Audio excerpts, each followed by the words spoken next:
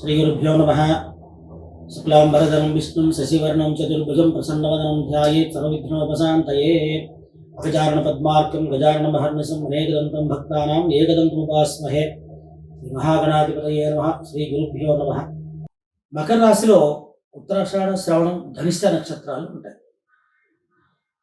మరి మకర రాశి వాళ్ళు కనుక పెళ్ళి అనే విషయంలో అంటే వివాహం అనే విషయంలో ఆటంకాలు కలుగుతుంటే మనం ఏం చేయాలి?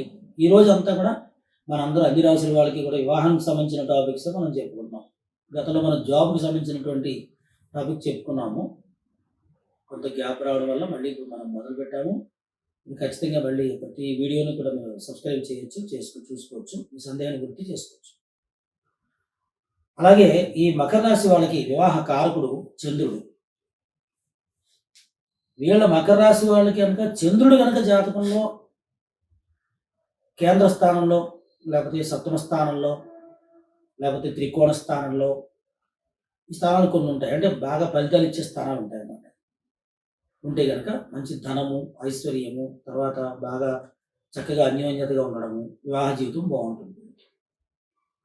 అంటే మెయిన్ మనం తెలుసుకునేది రాశి వాళ్ళకి జనరల్ నాలెడ్జ్ ప్రకారంగా ఒక రాశి వాళ్ళు వివాహం చేసే గ్రహం ఎవరు ఈజీగా తెలుసుకుంటారు మీరు. మకర రాశి వాళ్ళకి వివాహం కావాలంటే చంద్రుడే కారణం.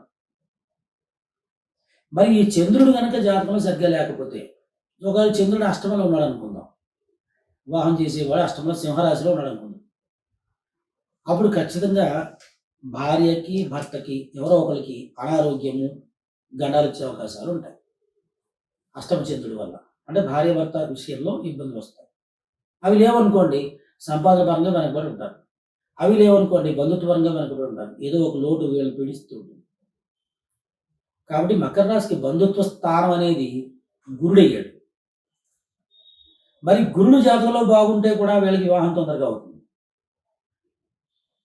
అదేనండి పెళ్లి స్థానం. మరి చంద్రుడు చెప్పారు కదా మీరు, మరి గురుడు అంటాడేంటి అని అడిగితే, మరి మకర రాశి నుంచి గురుడు అనేది బంధుత్వాన్ని ఏర్పరిచే స్థానం అవుతాడు. అది బంధుత్వం ఏర్పడాలంటే మరి పెళ్ళి అవ్వాలంటే బంధుత్వం ఉండాలి కదా.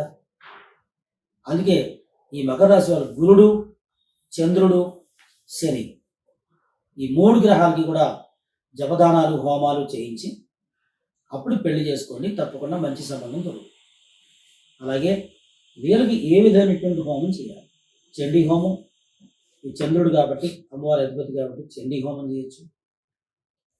అలాగే వీళ్ళకి వివాహానికి సంబంధించినటువంటి పూజలు ఏంటంటే, ఇకపోతే ఈ సుబ్రహ్మణ్య హోమం, చండీ హోమం, ఆ తర్వాత మంజు సూక్త పారాయణ, ఇలా ఈ పూజల్లో పాల్గొంటూ ఈ చంద్రుడు, గురుడు, శని ఈ మూడు గ్రహాలకి నవగ్రహాల్లో పూజ చేసుకుని దానాలు ఇప్పించి ఆ తర్వాత ప్రతి వారము కూడా ఈశ్వరుడికి అభిషేకం చేసుకుంటూ ఉండండి. అప్పుడు కుదరకపోతే మీరు హోమానికి వెళ్ళచ్చు.